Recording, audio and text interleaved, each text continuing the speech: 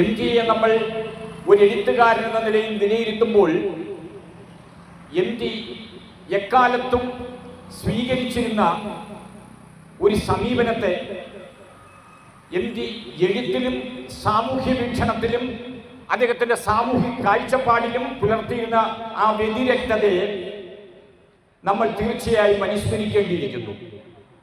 നമ്മൾ പൊതുബോധമെന്ന ചമൽക്കാര വിശുദ്ധിയോടെ ഉപയോഗിക്കുന്ന ഒരു പ്രയോഗമുണ്ട്.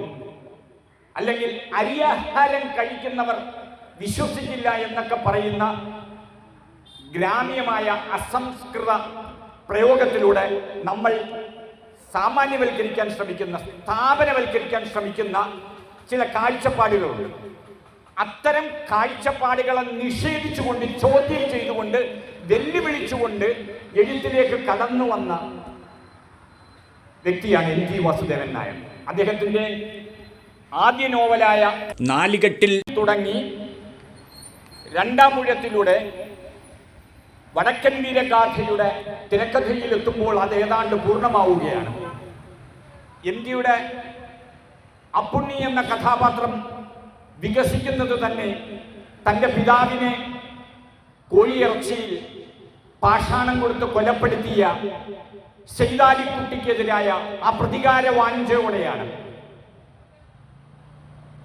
കോഴിയിറച്ചിയിൽ എലിപ്പാഷാണം കൊടുത്ത് അല്ലെങ്കിൽ പാഷാണം കൊടുത്ത് കൊല്ലുക എന്നത് ആ കാലഘട്ടത്തിലെ ഒരു നടപ്പ് രീതിയായിരുന്നിരിക്കും. എം ജിയുടെ മറ്റു പല കഥകളിലും, ഇരുട്ടിന്റെ ആത്മാവിലും നമുക്കത് കാണാൻ കഴിയും. ഇരുട്ടിന്റെ ആത്മാവിലെ ഭ്രാന്തൻ വേലായുധനും അത് ഭയപ്പെടുന്നുണ്ട്. തനിക്കാരെങ്കിലും കോഴിയിറച്ചിയിൽ പാഷാണം തന്ന് തന്നെ കൊലപ്പെടുത്തുമോ എന്ന് ഭ്രാന്തൻ വേലായുധനും ഭയപ്പെടുന്നുണ്ട്. ഇരുട്ടിന്റെ ആത്മാവിലെ ഒരു കാരണവർ കഥാപാത്രത്തെയും ഭക്ഷണത്തിൽ, അതും കോഴിയിറച്ചിയിൽ തന്നെ വിഷം വിളമ്പി കൊലപ്പെടുത്തിയതായി ഇരുട്ടിന്റെ ആത്മാവിൽ എം ജി പറയുന്നു. അങ്ങനെ തൻ്റെ പിതാവിനെ കൊലപ്പെടുത്തിയ സെയ്താലിക്കുട്ടിയോടുള്ള ആ പ്രതികാര വാഞ്ചയിൽ നിന്നും ആരംഭിക്കുന്ന കഥ സെയ്താലിക്കുട്ടി എന്ന ആ മനുഷ്യന്റെ നന്മയിൽ തിരിച്ചറിയുന്നതിലേക്ക്, എല്ലാവരാലും തിരസ്കൃതനായി ജനിച്ചു വളർന്ന നാട്ടിൽ നിന്നും, തറവാട്ടിൽ നിന്നും, ചുറ്റുപാടുകളിൽ നിന്നും തിരസ്കൃതനായി മാറുമ്പോൾ തനിക്ക് അഭയമൊരുക്കുന്നത്, തൻ്റെ ജീവിതത്തിൽ രക്ഷകനായി കടന്നു വരുന്ന സെയ്താലിക്കുട്ടിയെ എം ജി അവതരിപ്പിക്കുന്നു. അപ്പുണ്ണിയുടെ ജീവിതത്തിലെ രക്ഷകനായി വരുന്ന സെയ്താലിക്കുട്ടി. അങ്ങനെ രക്ഷകനായി വന്ന സെയ്താലിക്കുട്ടി ഒരുക്കിയ തൊഴിലിലൂടെ നേടിയ സമ്പത്ത് കൊണ്ടാണ് അപ്പുണ്ണിക്ക് തൻ്റെ നാലുകെട്ട് വിലയ്ക്ക് വാങ്ങാനും തന്നെ ആട്ടിയിറക്കിയ അമ്മമ്മ എന്ന കഥാപാത്രത്തോടുള്ള, അമ്മാവനോടുള്ള ആ പ്രതികാരം തീർക്കാൻ കഴിയുന്നതും. അങ്ങനെ നാട്ടിൽ പൊതുബോധത്തിൻ്റെ ഇരയായി വില്ലന്മാരായി മാറി തമസ്കരിക്കപ്പെട്ടുപോയ സെയ്താലിക്കുട്ടിയെ അപ്പുണ്ണിയുടെ രക്ഷകനായി അവതരിപ്പിച്ചുകൊണ്ടാണ് എം ജി തൻ്റെ നോവൽ രചന ആരംഭിക്കുന്നത് തന്നെ. അത് അസുരവിത്തിലേക്ക് എത്തുമ്പോഴും അതിലും കുഞ്ഞരയ്ക്കാർ എന്നൊരു കഥാപാത്രമുണ്ട്. അസുരവിത്തിലെ ഗോവിന്ദൻകുട്ടി തന്നെ വ്യവസ്ഥാപിത മൂല്യങ്ങളെ വെല്ലുവിളിച്ചുകൊണ്ട് സമൂഹത്തിന്റെ നേരത്തെ ഞാൻ സൂചിപ്പിച്ച ആ പൊതുബോധം എന്ന നിക്ഷിപ്ത താല്പര്യങ്ങളുടെ ഒരു അടിസ്ഥാന ബോധത്തെ വെല്ലുവിളിച്ചുകൊണ്ട് ജീവിക്കുന്ന ഒരു കഥാപാത്രമാണ് ഗോവിന്ദൻകുട്ടി. ആ ഗോവിന്ദൻകുട്ടിയിലൂടെയും കുഞ്ഞരയ്ക്കാർ എന്ന കഥാപാത്രത്തിലൂടെയും എം ജി വെല്ലുവിളിക്കാൻ ശ്രമിച്ചത് നമ്മുടെ സമൂഹത്തെ ഭരിക്കുന്ന, നമ്മുടെ സമൂഹത്തിൽ നിലനിൽക്കുന്ന സാമ്പത്തിക, സാമൂഹിക, അധോലോക താല്പര്യങ്ങളുടെ ഭാഗമായി രൂപം കൊള്ളുന്ന ഒരു പൊതുബോധത്തെ വെല്ലുവിളിച്ചുകൊണ്ടാണ്. അത് രണ്ടാം ഊഴത്തിലെത്തുമ്പോൾ അത് അതിൻ്റെ ക്ലാസിക് സ്വഭാവം ആർജിക്കുന്നത് നമ്മൾ കാണുന്നു. സഹസ്രാബ്ദങ്ങളിലൂടെ നമ്മുടെ നാടിൻ്റെ സാമൂഹിക പ്രജ്ഞയുടെ ഭാഗമായി തീർന്ന ബോധ്യങ്ങളെയാണ് ഭീമസേനൻ എന്ന കഥാപാത്രത്തെ പുനരാവിഷ്കരിക്കുക വഴി എം ജി പൊളിച്ചെഴുതിയത്. അവിടെ നിന്നും പിന്നീട് എം ജി വടക്കൻ വീരഗാഥയ്ക്ക് തിരക്കഥ എഴുതിയപ്പോൾ ചന്തുവിനെ ആവിഷ്കരിച്ചതും സൈതാലിക്കുട്ടിയിൽ നിന്നും, ഗോവിന്ദൻകുട്ടിയിൽ നിന്നും, കുഞ്ഞരക്കാരിൽ നിന്നും, ഭീമസേനിൽ നിന്നും MG ആർജിച്ച ആ ഒരു ഊർജം, അത് ഒരു ജനപ്രിയ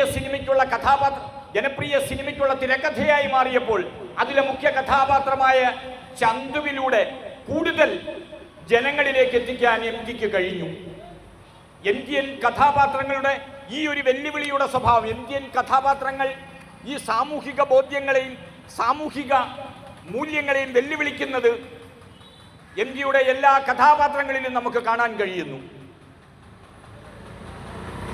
അപകർഷതയിൽ ജീവിക്കുന്ന കഥാപാത്രങ്ങളിൽ പോലും,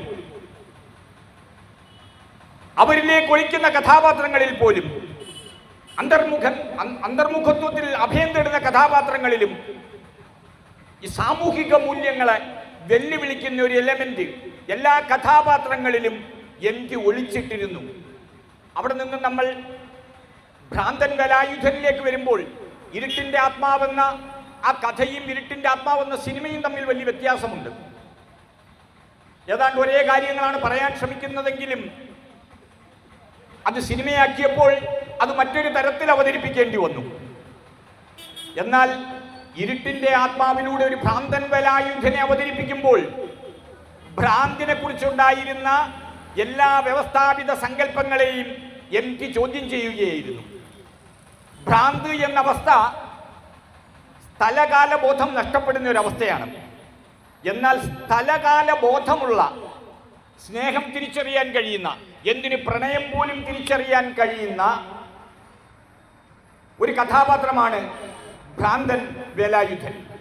ഭ്രാന്തൻ വേലായുധന്റേത് ഒരു ഭിന്ന വ്യക്തിത്വം മാത്രമായിരുന്നു. സ്ഥലകാലബോധം നഷ്ടപ്പെട്ട ഒരു മനുഷ്യനല്ലായിരുന്നു, ഒരു ഭിന്ന വ്യക്തിത്വം. അത്തരത്തിൽ ഒരു ഭിന്ന വ്യക്തിത്വത്തിന്റെ സൗന്ദര്യം MG അവതരിപ്പിച്ചപ്പോൾ, അതിൻ്റെ ദയനീയത അവതരിപ്പിച്ചപ്പോൾ, അത് നമ്മളെ കാലാന്തരങ്ങളിലൂടെ നമ്മുടെ സമൂഹത്തിൽ സഞ്ചരിക്കുകയും നമ്മുടെ സമൂഹത്തിൽ അത് വരുത്തിയ സാമൂഹിക ചലനങ്ങൾ എത്ര കണ്ട് ദൂരവ്യാപകമായിരുന്നു എന്ന് ഇന്ന് നമ്മൾ തിരിച്ചറിയുന്നു.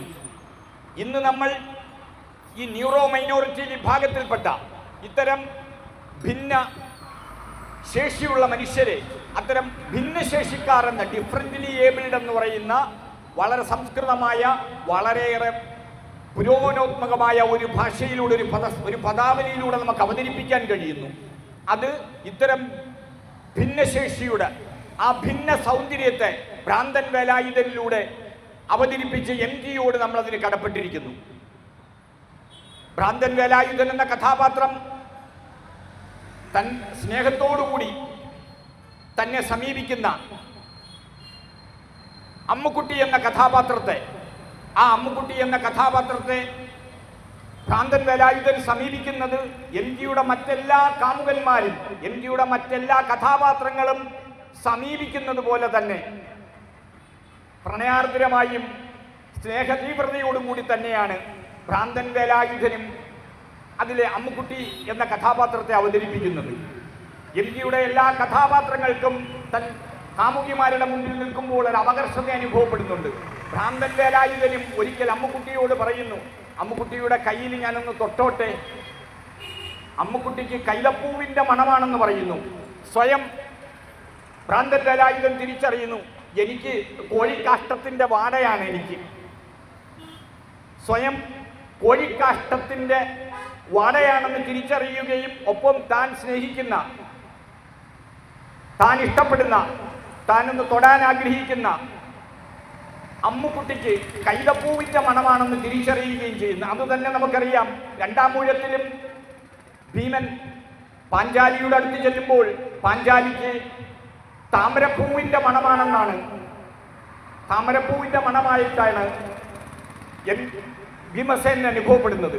എന്നാൽ അവസാന യാത്രയിൽ തൻ്റെ മധ്യവയസ്സിലെത്തിയ പാഞ്ചാലി വീണുപോകുമ്പോൾ ഭീമസേനൻ അടുത്തു ചെല്ലുമ്പോൾ അന്ന് അനുഭവപ്പെടുന്ന ഒരു മനുഷ്യ സ്ത്രീയുടെ വിയർപ്പിൻ്റെ ഗന്ധമാണ്. അല്ലാതെ പ്രണയാർദ്രമായിരുന്ന എല്ലാ നിമിഷങ്ങളിലും താമരപ്പൂവിൻ്റെ ഗന്ധമാണ് പാഞ്ചാലിയുടെ വിയർപ്പിനെന്നാണ് MG എഴുതിയിരിക്കുന്നത്. അതേപോലെ തന്നെയാണ് എങ്ങനെയാണോ ഭീമസേനനെ അവതരിപ്പിച്ച, ഭീമസേനന്റെ പ്രണയത്തെ അവതരിപ്പിച്ചത്, ഭീമസേനന്റെ അപകർഷതകളെ അവതരിപ്പിച്ചത്, അതേപോലെ തന്നെയാണ് ഒരു ഭ്രാന്തന്റെ ഭ്രാന്തനായി സമൂഹം മുദ്രകുത്തിയ വേലായുധൻ എന്ന കഥാപാത്രത്തെ അവതരിപ്പിച്ചിരിക്കുന്നത്. സമൂഹത്തിൽ ആ കാലഘട്ടത്തിൽ നമ്മുടെ സമൂഹത്തിൽ വ്യത്യസ്തതയുള്ള ഒരു മനുഷ്യനെ അംഗീകരിക്കാൻ കഴിയാത്ത ഭിന്ന വ്യക്തിത്വമുള്ള ഒരു മനുഷ്യനോട് നമ്മൾ പുലർത്തുന്ന ഒരു എതിർപ്പ്, ഭിന്ന വ്യക്തിത്വമുള്ള ഒരു മനുഷ്യനെ ഭ്രാന്തനായി കാണുന്ന ആ ഒരു സമൂഹത്തോടുള്ള ഒരു കലാപം തന്നെയായിരുന്നു MGയുടെ ഭ്രാന്തൻ വേലായുധൻ എന്ന കഥാപാത്രത്തെ സൃഷ്ടിച്ച ഇരുട്ടിൻ്റെ ആത്മാവെന്ന നോവലിലൂടെ MG അവതരിപ്പിച്ചത്. അത് തന്നെയാണ് നമുക്ക് കുട്ടിയേട്ടത്തിയിലും കാണാൻ കഴിയുന്നത്. കുട്ടിയേട്ടത്തി എന്ന കഥയിലെത്തുമ്പോൾ ഇതുപോലെ തന്നെ അപകർഷത പേറി ജീവിക്കുന്ന ഒരു കഥാപാത്രമാണ് കുട്ടിയേട്ടത്തി. കുട്ടിയേട്ടത്തി കറുത്തിട്ടാണ്. കുട്ടിയേട്ടത്തിക്ക് എപ്പോഴും വൃത്തിഹീനമായ വേഷത്തിലാണ് കാണപ്പെടുന്നത്. കുട്ടിയേട്ടത്തി ആരും സ്നേഹിക്കുന്നില്ല, കുട്ടിയേട്ടത്തി ആരും അംഗീകരിക്കുന്നില്ല. ഭ്രാന്തൻ വേലായുധനെ വീട്ടിൽ പൂട്ടിയിട്ടതുപോലെ ഏതാണ്ടൊരു വീട്ടുതടങ്കലിൽ കഴിയേണ്ടി വരുന്ന കുട്ടിയേട്ടത്തി, എന്നാൽ വാസന സോപ്പിന്റെ മണമുള്ള സുന്ദരിയായ, വെളുത്തിട്ട് സുന്ദരിയായ ജാനുവേട്ടത്തിയും അവിടെ ഉണ്ട്. കുട്ടിയേട്ടത്തി നിൽക്കുമ്പോൾ തന്നെ കുട്ടിയേട്ടത്തിയെ പെണ്ണ് കാണാൻ വരുന്നാൾ ജാനുവേട്ടത്തിയെ മതി എന്ന് പറയുന്ന അവസ്ഥയുണ്ടാകുന്നു. അങ്ങനെ പെണ്ണ് കാണലെന്ന അപമാനകരമായ ആ ഒരവസ്ഥയെ അതിജീവിച്ച കുട്ടിയേട്ടത്തി തൻ്റെ ചുറ്റുപാടിൽ എവിടെയോ കണ്ട ഒരു ചെറുപ്പക്കാരനുമായി ഒന്ന് മിണ്ടിപ്പോയതിന് സാമൂഹ്യമായി ബഹിഷ്കരിക്കപ്പെടുന്ന അവസ്ഥയിൽ ആത്മഹത്യയിൽ അഭയം തേടുന്ന, അല്ലെങ്കിൽ ആത്മഹത്യയിലൂടെ പ്രതിഷേധിക്കുന്ന ഒരവസ്ഥയിൽ നമ്മൾ കുട്ടിയേട്ടത്തിയിൽ കാണുന്നു. എന്നാൽ MGയുടെ കുട്ടിയേട്ടത്തിക്ക് തൻ്റെ രൂപം കൊണ്ട് അപകർഷത അനുഭവിക്കുകയും തൻ്റെ രൂപം കൊണ്ട് മാത്രം തിരസ്കരിക്കപ്പെടുകയും ചെയ്യുന്ന കുട്ടിയേട്ടത്തി അവതരിപ്പിച്ച MG തന്നെ അസുരവിത്തിൽ പാർക്കുട്ടി എന്നൊരു കഥാപാത്രത്തെ അവതരിപ്പിക്കുന്നു. പാർക്കുട്ടി എന്ന കഥാപാത്രം ആ വീട്ടിൽ തന്നെ കുഞ്ഞോപ്പോൾ എന്ന കഥാപാത്രത്തെക്കാൾ, കുഞ്ഞോപ്പോൾ സുന്ദരിയാണ്. ഗോവിന്ദൻകുട്ടിയുടെ 2 സഹോദരിമാരാണ് പാർക്കുട്ടിയും കുഞ്ഞോപ്പോൾ എന്ന് വിളിക്കുന്നത് കൊണ്ട് യഥാർത്ഥ പേര് ഞാൻ മറന്നുപോയി. ആ കുഞ്ഞോപ്പോൾ എന്ന കഥാപാത്രം സുന്ദരിയാണ്. എന്നാൽ പാർക്കുട്ടി ഞൊണ്ടിക്കാലുള്ള ആളാണ്, സുന്ദരിയല്ല. എന്നാൽ കുഞ്ഞോപ്പോളുള്ള വീട്ടിൽ നിന്നും നാരായണക്കുറുപ്പ് സാറ് വന്ന് കല്യാണം കഴിക്കാൻ ആഗ്രഹിച്ചത് പാർക്കുട്ടിയായിരുന്നു. ഞൊണ്ടിക്കാലുള്ള പാർക്കുട്ടിയെ വിവാഹം കഴിച്ചു കൊണ്ടുപോകുന്ന ഒരു നാരായണക്കുറുപ്പ് സാറിനെയും MG അസുരവിത്തിൽ അവതരിപ്പിക്കുന്നുണ്ട്. ആരും അംഗീകരിക്കാത്ത, കാഴ്ചയിൽ ഭംഗിയില്ലാത്ത, ഞൊണ്ടിക്കാലുള്ള പാർക്കുട്ടിയെ നാരായണക്കുറുപ്പ് സാർ വിവാഹം കഴിച്ചു കൊണ്ടുപോവുകയും പാർക്കുട്ടിക്ക് നല്ലൊരു ജീവിതം ലഭിക്കുകയും ചെയ്യുന്നു.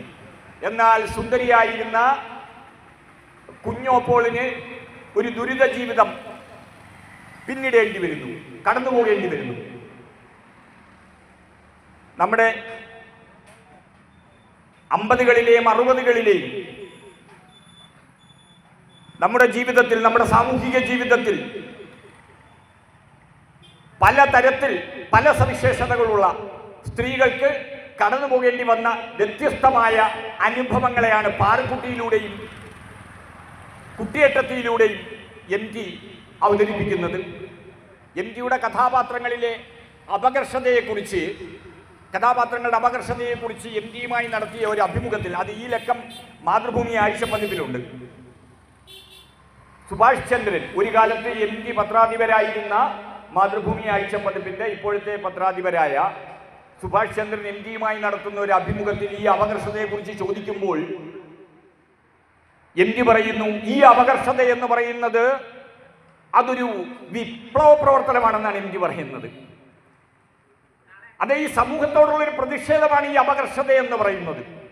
അത് നമ്മുടെ ഒരു ആത്മനിന്ദയിൽ നിന്നുണ്ടാകുന്നത് മാത്രമല്ല ഒരു അപകർഷത, നമ്മുടെ ചുറ്റുപാടുകളും കാണുന്ന അനീതിയിൽ നിന്നുണ്ടാകുന്ന ഒരു അപകർഷതയുമുണ്ടെന്ന് സുഭാഷ് ചന്ദ്രനോട് MG പറയുന്നു. അത്തരത്തിൽ MGയുടെ കഥാപാത്രങ്ങൾ നേരിട്ടിരുന്ന ഈ ഒരു അപകർഷത എന്ന് പറയുന്നത് അത് കേവലം വൈയക്തികമായ ഒരു ചാഞ്ചാട്ടമല്ലായിരുന്നു, വൈയക്തികമായ ഒരു അപഭ്രംശമല്ലായിരുന്നു, മറിച്ച് ഈ സമൂഹത്തോടുള്ള പ്രതിഷേധത്തിന്റെ ഭാഗമായുള്ള ഒരു അപകർഷതയായിരുന്നു എന്നാണ് സുഭാഷ് ചന്ദ്രനോട് MG പറയുന്നത്. സുഭാഷ് ചന്ദ്രനെ പരാമർശിക്കേണ്ടി വന്നപ്പോൾ അദ്ദേഹം ആദ്യം എഴുതിയ നോവലായ മനുഷ്യനൊരാമുഖവും MGയുടെ നാലുകെട്ടും തമ്മിൽ എവിടേക്കോ ഒളിഞ്ഞു കിടക്കുന്ന ചില സാത്മീകരണങ്ങൾ, ചില താരതമ്യങ്ങൾ നമ്മൾ നിശ്ചയമായി ഓർത്തുപോകും. നാലുകെട്ടിലെ കാരണവർ കഥാപാത്രം, ആ അമ്മാവനെ അവതരിപ്പിക്കുന്ന ഒരു കഥാപാത്രം തന്നെയാണ് മനുഷ്യന് ഒരു ആമുഖത്തിലെ നാറാപ്പിള്ള എന്ന കഥാപാത്രം. മനുഷ്യനൊരാമുഖത്തിലെ ആ നാറാപ്പിള്ള എന്ന കഥാപാത്രം എന്തിനെയൊക്കെയാണോ പ്രതീകവൽക്കരിക്കുന്നത്, ഏതെല്ലാം തരത്തിലുള്ള ആസുരതകളെയാണ് പ്രതീകവൽക്കരിക്കുന്നത്, ഏതെല്ലാം തരത്തിലുള്ള തിന്മകളെയാണ് പ്രതീകവൽക്കരിക്കുന്നത്, ഏതെല്ലാം തരത്തിലുള്ള മാടമ്പിത്തരങ്ങളെയാണ് പ്രതീകവൽക്കരിക്കുന്നത്, അതെല്ലാം തന്നെ 50 വർഷങ്ങൾക്ക് മുമ്പ് MGയുടെ കാരണവരും പ്രതീകവൽക്കരിച്ചിരുന്നു, പങ്കുവച്ചിരുന്നു. നാലുകെട്ടിലും ആമിന ഉമ്മ എന്നൊരു കഥാപാത്രമുണ്ട്. സുഭാഷ് ചന്ദ്രന്റെ 2 അപ്രസക്തമായ കഥ, പെട്ടെന്ന് നമ്മൾ ഓർക്കാത്ത കഥാപാത്രങ്ങളാണ്. മനുഷ്യനൊരാമുഖത്തിലും ആമിന ഉമ്മ എന്ന ഒരു കഥാപാത്രമുണ്ട്. അപ്പുണ്ണിയുടെ ഒരു തുടർച്ച തന്നെയായിരുന്നു അസുരവിത്തിലെ ഗോവിന്ദൻകുട്ടി. ഗോവിന്ദൻകുട്ടി തൻ്റെ ചുറ്റുപാടുകളോട്, തൻ്റെ അമ്മാവനായിരുന്ന ശേഖരൻ നായരോടുള്ള, തൻ്റെ അമ്മാവനല്ല തൻ്റെ അളിയനായ ശേഖരൻ നായരോടുള്ള പ്രതിഷേധത്തിൻ്റെ ഭാഗമായാണ് മതം മാറി ഇസ്ലാമിനെ ആശ്ലേഷിക്കുന്നത്. അത്തരത്തിൽ തൻ്റെ ചുറ്റുപാടുകളോടുള്ള, തൻ്റെ സമുദായത്തിൽ, തൻ്റെ കുടുംബത്തിൽ നടപാടുന്ന അനീതിക്കെതിരായ ഒരു പ്രതിഷേധത്തിൻ്റെ ഭാഗമായാണ് ഗോവിന്ദൻകുട്ടി മറ്റൊരു മതം സ്വീകരിക്കുന്നത്. അതുപോലെ തന്നെ മനുഷ്യനൊരാമുഖത്തിൽ ഈ നാറാപ്പിള്ളയുടെ വീട്ടിൽ നടക്കുന്ന കലഹങ്ങളും മന്ദചിത്രങ്ങളും സംഘർഷങ്ങളും കണ്ട് പൊറിഞ്ഞുമുട്ടിയ ആമിന അവിടെ ഈ കമ്പിളി മാസ് എടുക്കാൻ വരുന്ന ആ തെരുവിൽ കച്ചവടം നടത്തുന്ന ഒരു പാവപ്പെട്ട സ്ത്രീയാണ്. ആമിന ഉമ്മ അവസാനം ഗതികെട്ട് ഇങ്ങനെ ഒരു വാചകം പറയുന്നുണ്ട് അതിൽ: ദൈവമേ, പൊന്നും പണവും പ്രതാപവും ഒന്നും തന്നില്ലേലും വേണ്ടിയില്ല, നീ എന്നെ നായന്മാരായി ജനിപ്പിച്ചില്ലല്ലോ എന്ന്. ഒന്നും തന്നില്ലേലും വേണ്ടിയില്ല, നായന്മാരായി ജനിപ്പിച്ചില്ലല്ലോ എന്ന് സങ്കടപ്പെടുന്ന അല്ല ആശ്വാസപ്പെടുന്ന ഒരു കഥാപാത്രമുണ്ട് മനുഷ്യനൊരാമുഖത്തിലെ സുഭാഷ്. അത് MG എഴുതിയതിന്, MG നാലുകെട്ട് എഴുതിയതിന് ശേഷം 50 വർഷത്തിന് ശേഷം MG ഇരുന്ന കസേരയിലിരുന്നു കൊണ്ട് ഏതാണ്ട് അതേ സാമൂഹിക പശ്ചാത്തലത്തിൽ വളർന്നു വന്ന സുഭാഷ് ചന്ദ്രനും അങ്ങനെ അവതരിപ്പിക്കേണ്ടി വരുന്നു മറ്റൊരു സന്ദർഭത്തിൽ. അങ്ങനെ തൻ്റെ ചുറ്റുപാടുകളിൽ, തൻ്റെ വീട്ടിൽ, തൻ്റെ സമൂഹത്തിൽ, തൻ്റെ സമുദായത്തിൽ നടക്കുന്ന, നിലനിന്നിരുന്ന എല്ലാത്തരം പ്രതിലോമതകൾക്കുമെതിരെ MG തൻ്റെ കഥാപാത്രങ്ങളിലൂടെ MG കലഹിക്കുകയായിരുന്നു. MG മരിച്ചതിന് ശേഷം ചില വിമർശനങ്ങൾ MGക്കെതിരെ പലരും ഉന്നയിക്കുകയുണ്ടായി. MG ആ കാലഘട്ടത്തിലെ സവർണ കുടുംബങ്ങളിലെ ദാരിദ്ര്യവും സവർണതയുടെ അസ്തിത്വ പ്രശ്നങ്ങളുമായിരുന്നു അവതരിപ്പിച്ചിരുന്നതെന്ന്. അതായിരുന്നു ചില ദളിത് ആക്ടിവിസ്റ്റുകളുടെയും ചില സോഷ്യൽ കമന്റേറ്റേഴ്സിൻ്റെയും ഭാഗത്തുനിന്നുണ്ടായ വിമർശനം. MGയുടെ എല്ലാ നോവലുകളിലും ചെറുമന്മാർ, എച്ചിൽ കഴിക്കേണ്ടി വരുന്ന ചെറുമന്മാരെ കുറിച്ച് പറയുന്നുണ്ട്. അകറ്റി നിർത്തപ്പെടുന്ന, ആട്ടി ഓടിക്കപ്പെടുന്ന ചെറുമന്മാരെ കുറിച്ച് ഏതാണ്ട് എല്ലാ നോവലുകളിലും പറയുന്നുണ്ട്. ഒരു നോവലിസ്റ്റ്, ഒരു എഴുത്തുകാരൻ തൻ്റെ ചുറ്റുപാടും കാണുന്ന കാര്യങ്ങളെ യാഥാർത്ഥ്യബോധത്തോടെ അവതരിപ്പിക്കുമ്പോൾ അത് സാമൂഹികമായ ചലനങ്ങൾ സൃഷ്ടിക്കും. അത്തരം സാമൂഹിക ചലനങ്ങളിലൂടെയാണ് അധസ്ഥിത വർഗത്തിൻ്റെ അവകാശ പോരാട്ടങ്ങൾ ശക്തിപ്പെട്ടത്. അതിൽ MGക്കൊരു പങ്കുണ്ട്.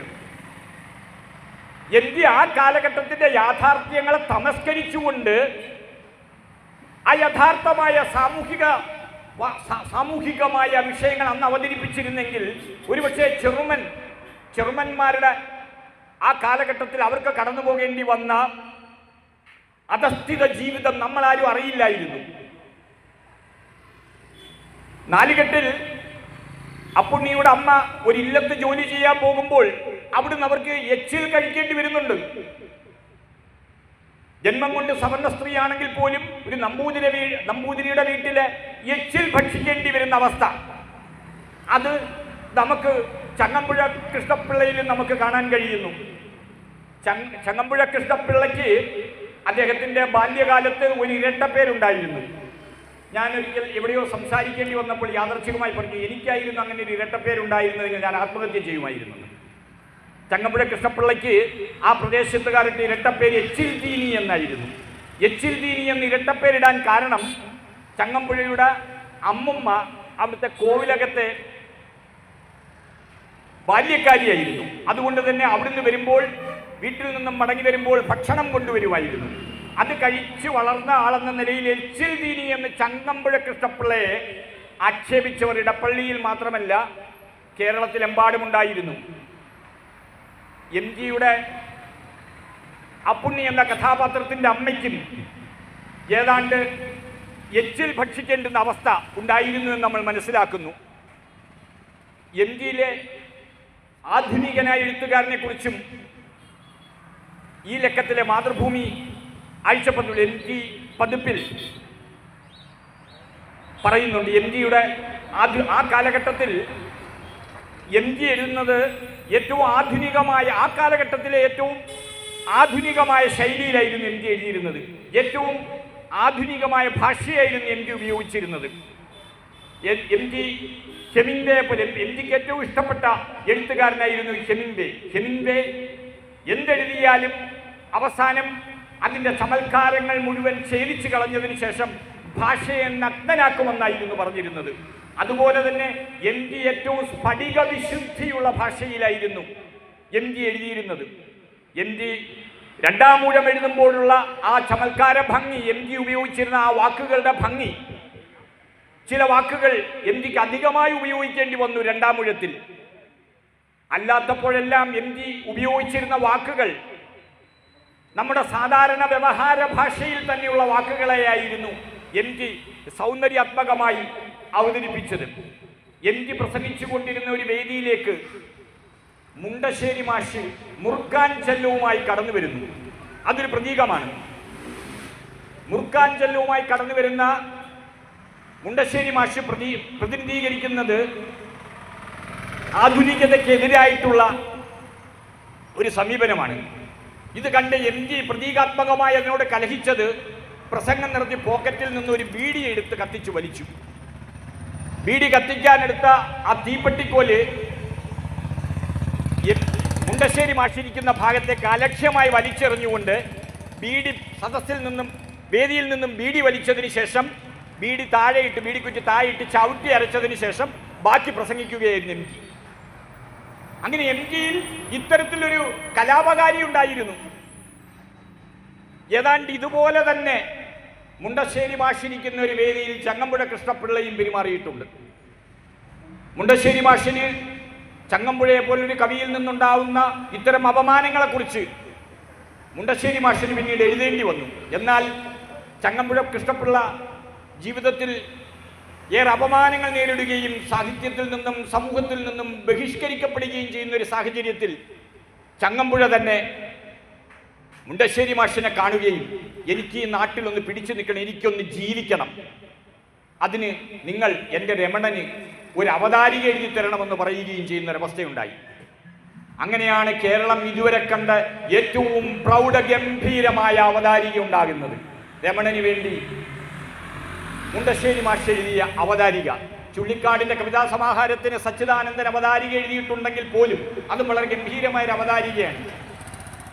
എങ്കിലും മുണ്ടശ്ശേരി മാഷിന്റെ അവതാരിക, ചങ്ങമ്പുഴയുടെ രമണന് വേണ്ടി എഴുതിയ ആ അവതാരിക മറ്റെല്ലാ അവതാരികകളെക്കാൾ ഒരു വള്ളപ്പാട് മുന്നിൽ നിൽക്കുന്നു. എന്നാൽ ചങ്ങമ്പുഴ കൃഷ്ണപിള്ളയ്ക്ക് പോലും ഒരു നിരൂപകനായ മുണ്ടശ്ശേരി മാഷിനെ സമീപിക്കേണ്ടി വന്നെങ്കിലും ഒരു നിരൂപകനെയും ഒരു കാലത്തും ഭയപ്പെട്ടിട്ടില്ലാത്ത ഈ പൊതുബോധം എന്ന് പറയുന്ന സ്ഥാപിത താല്പര്യ ബോധ്യങ്ങളെ ഒരു കാലത്തും അംഗീകരിക്കാതെ അതിനെ വെല്ലുവിളിച്ചുകൊണ്ടാണ് എം ജി എല്ലാ കാലത്തും തൻ്റെ എഴുത്തിനെയും തൻ്റെ സാമൂഹിക ജീവിതത്തെയും ചിട്ടപ്പെടുത്തിയത്. എം ജിയുടെ കഥാപാത്രങ്ങളിലെ മറ്റൊരു സവിശേഷത നമ്മൾ മനസ്സിലാക്കുന്നത്, എം ജിയുടെ നായികമാരിൽ പലരും എം ജിയുടെ ബാല്യകാല കൗമാരകാല കാമിനിമാർ പലരും അകാലത്തിൽ മരണപ്പെടുന്നതായി നമുക്ക് വായിക്കാൻ കഴിയുന്നു. ആ കാലഘട്ടത്തിൻ്റെ സാമൂഹിക ജീവിതത്തിൻ്റെ ഒരു അരക്ഷിതാവസ്ഥയാണ് പെൺകുട്ടികൾ അകാലത്തിൽ മരണപ്പെടുന്നത്. ഏതൊരു സമൂഹവും ആർജിക്കുന്ന സാമൂഹിക പുരോഗതിയുടെ അടയാളമായി നമ്മൾ രേഖപ്പെടുത്തുന്നത് സ്ത്രീകളുടെ ആയുർദൈർഘ്യമാണ്. എന്നാൽ കഴിഞ്ഞ നൂറ്റാണ്ടിൻ്റെ മധ്യാഹ്നത്തിലും കേരളത്തിൽ പെൺകുട്ടികൾ അപ്രതീക്ഷിതമായി സന്നിപാത ജ്വരം വന്ന്, ടൈഫോയിഡ് വന്ന്, എം ജി ഉപയോഗിക്കുന്ന വാക്ക് സന്നിപാത ജ്വരമാണ്, സന്നിപാത ജ്വരം വന്ന് എം ജിയുടെ കഥാപാത്രങ്ങളായ T K Parukutty, T K P എന്ന് കാലത്തിലെ ടി കെ പി, വളരെ സുമിത്രയെ പോലെ ലളിതയെ പോലെ തങ്കമണിയെ പോലും ഉള്ളൊരു കഥാപാത്രമല്ലെങ്കിൽ പോലും എപ്പോഴോ കടന്നു പോകുന്ന ഒരു ടി കെ പി ഉണ്ട്. എപ്പോഴും നമ്മൾ കാലം വായിച്ചു കഴിഞ്ഞാൽ മറ്റെല്ലാ കഥാപാത്രങ്ങളെയും മറന്നാലും നമ്മൾ ടി കെ പിയെ, ടി കെ പാറുക്കുട്ടിയെ നമ്മൾ മറക്കുന്നില്ല. പെൺകുട്ടികളുടെ നേതാവായി ഊർജ്ജസ്വലയായി നടന്നു നീങ്ങുന്ന, എല്ലാവരെയും കൊതിപ്പിക്കുന്ന, മോഹിപ്പിക്കുന്ന, ഭ്രമിപ്പിക്കുന്ന ടി കെ പി സന്നിപാത ജ്വരം വന്ന് മുടിയൊക്കെ മുട്ടയടിച്ച് നിൽക്കുന്ന, മുടിയൊക്കെ വെട്ടി നിൽക്കുന്ന ദയനീയമായ ഒരവസ്ഥ, പിന്നീട് മരണപ്പെടുന്നതും അത് എസ് കെ പൊറ്റക്കാടിൻ്റെ ഒരു ദേശത്തിൻ്റെ കഥയിൽ അമ്മുക്കുട്ടിയിലും നമ്മൾ കാണുന്നു. അതുപോലെ തന്നെ എം ജിയുടെ നാലുകെട്ടിലെ അമ്മിണിയേട്ടത്തെയും പ്രസവത്തോടുകൂടി മരണപ്പെടുന്നതും നമ്മൾ കാണുന്നു. അങ്ങനെ ഇന്ത്യൻ കഥാപാത്രങ്ങൾ എല്ലാ കാലത്തും നമ്മുടെ സമൂഹത്തിൻ്റെ നമ്മുടെ സമൂഹം ആ കാലഘട്ടത്തിൽ അനുഭവിച്ചിരുന്ന എല്ലാ സംഘർഷങ്ങളെയും പ്രതീകവൽക്കരിക്കുന്ന കഥാപാത്രങ്ങൾ തന്നെയായിരുന്നു. അത്തരം സംഘർഷങ്ങളെ പ്രതീകവൽക്കരിച്ച കഥാപാത്രങ്ങളിലൂടെ എനിക്ക് ആ കാലഘട്ടത്തിൻ്റെ സാമൂഹിക സത്യങ്ങൾ അവതരിപ്പിക്കുകയായിരുന്നു.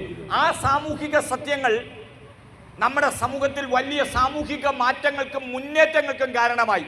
എം ജി ബോധപൂർവമായി ഇത്തരം ഇടപെടലുകൾ നടത്തുന്ന ആളല്ലായിരുന്നു. എങ്കിൽ പോലും എം ജിയുടെ കഥാപാത്രങ്ങൾ ഇത്തരം സാമൂഹിക മാറ്റങ്ങൾക്ക് കാരണമായി എന്ന് ചരിത്രം രേഖപ്പെടുത്തും. ഒരു കാര്യം കൂടി പറഞ്ഞുകൊണ്ട് അവസാനിപ്പിക്കാം.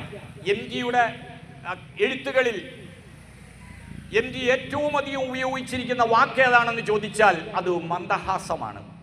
മന്ദഹാസം എന്ന വാക്കില്ലാത്ത എം ജിയുടെ ഒരു നോവലും ചെറുകഥയും പോലും ഇല്ല എന്നാണ് എനിക്ക് തോന്നുന്നത്. എന്തിന് തിരക്കഥകളിൽ പോലും, വടക്കൻ വീരഗാഥയിൽ പോലും ആർച്ചയെ അവതരിപ്പിക്കുമ്പോൾ ഒരു മന്ദഹാസത്തിൻ്റെ പകൽപൂരം എന്ന് എനിക്ക് എഴുതേണ്ടി വരുന്നു. ഒരു മന്ദഹാസത്തിൻ്റെ തിളക്കം, രണ്ടാം മുഴത്തിൽ പോലും മന്ദഹാസത്തിൻ്റെ മറ പറ്റി. മന്ദഹാസം എന്ന് എവിടേക്കോ മന്ദസ്മിതം എന്ന് ഉപയോഗിക്കുന്നെങ്കിൽ പോലും ചങ്ങമ്പുഴ മന്ദസ്മിതം ഏറെ ഉപയോഗിച്ചിട്ടുണ്ട്. പക്ഷേ എനിക്ക് ആ മന്ദഹാസം എന്ന വാക്കിനെ ഏറ്റവും കൂടുതൽ ഉപയോഗിച്ചത് മലയാളത്തിലെ ഏറ്റവും മനോഹരമായ ഒരു വാക്കായ മന്ദഹാസത്തെ, അത് എം ജി ഒരു ചെടുപ്പുമില്ലാതെ, ഒരു മടിയുമില്ലാതെ എം ജി ആവർത്തിച്ച് ഒരു അധ്യായത്തിൽ തന്നെ 2-3 തവണ എം ജി ആവർത്തിച്ചിട്ടുള്ള ഒരു വാക്കാണ് മന്ദഹാസം. മന്ദഹാസത്തിൻ്റെ പകൽപൂരം തന്നെയായിരുന്നു എം ജിയുടെ എഴുത്തും. ആ സൗന്ദര്യവും ഉണ്ടായിരുന്നു. അതുപോലെ തന്നെ ആയിരുന്നു എം ജിക്ക് ഏറ്റവും ഇഷ്ടപ്പെട്ട നിറം ഏതായിരുന്നു ചോദിച്ചാൽ, എം ജിയുടെ കഥകൾ നമുക്കറിയാം. കാലത്തിലെ സുമിത്രയെക്കുറിച്ച് ഓർക്കുമ്പോൾ വയലറ്റ് പൂക്കളുള്ള ജാക്കറ്റ് ധരിച്ചിരുന്ന, ബ്ലൗസ് ധരിച്ചിരുന്ന ആ സുമിത്ര എന്നാണ്. പിന്നീടും വയലറ്റ് നിറത്തെക്കുറിച്ച് എം ജി തൻ്റെ പല കഥാപാത്രങ്ങളെയും അവതരിപ്പിക്കുമ്പോൾ വയലറ്റ് നിറത്തെക്കുറിച്ച് പറയുന്നു. വളരെ യാദർച്ഛികമായിട്ടാണെങ്കിലും ചങ്ങമ്പുഴ കൃഷ്ണപിള്ള രമണൻ എഴുതിയത് വയലറ്റ് മഷി കൊണ്ടാണ്. ഇവിടെ അവസാനിപ്പിക്കുന്നു. നന്ദി, നമസ്കാരം.